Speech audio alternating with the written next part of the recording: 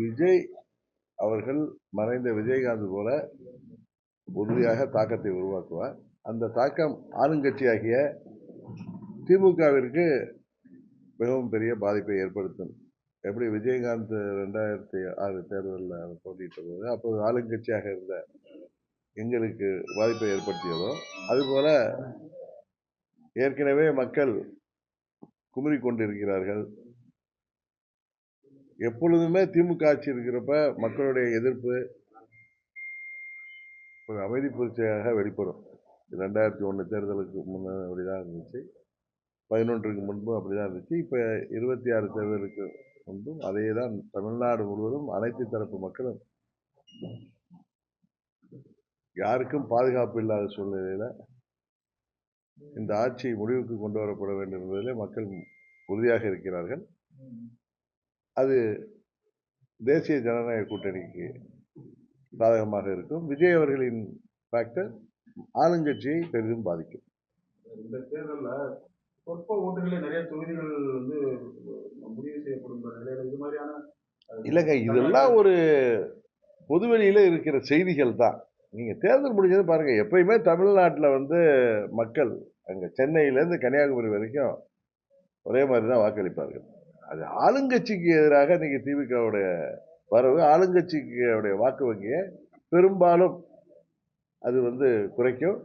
அது வந்து எங்கள் கூட்டணிக்கு சாதகமாக இருக்கும் என்பதுதான் எல்லோருடைய கருத்து.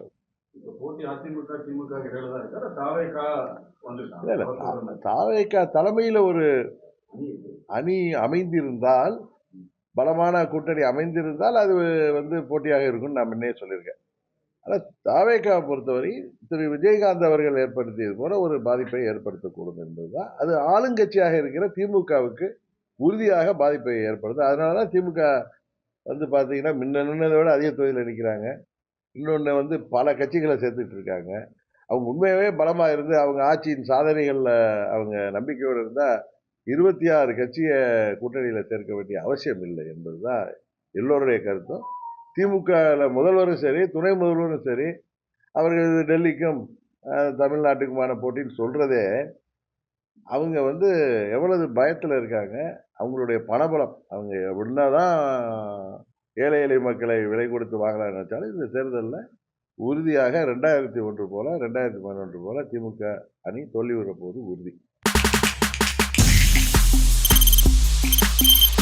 தவிர்க்க முடியாத தம்ப்நெயில்ஸ், கலக்கலான கண்டென்ட்ஸ், சினிமாவும் சீரியஸ் பிரச்சனைகளும், பல வருடங்கள் இடைவெளிக்கு பிறகு இந்த படத்துல ஒரு கலகலப்பும் கைகலப்பும்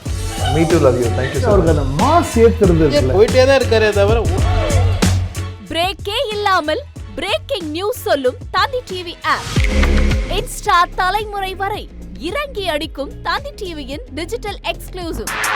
அது தண்ணிக்குள்ள போகும்போது ஹேங் ஆயிடுச்சு. உங்களுக்கு விஜய் சார் எந்த அளவுக்கு ரொம்ப பிடிக்கும்? Of course, Malayalis are huge Vijay sir fans. ரெண்டு பேருமே ரொம்ப பிடிக்கும் எனக்கு. தந்தி டிவி ஆப்பை இலவசமா டவுன்லோட் செய்யுங்க. ஃபாலோ பண்ணுங்க, சப்ஸ்கிரைப் பண்ணுங்க, என்ஜாய் பண்ணுங்க.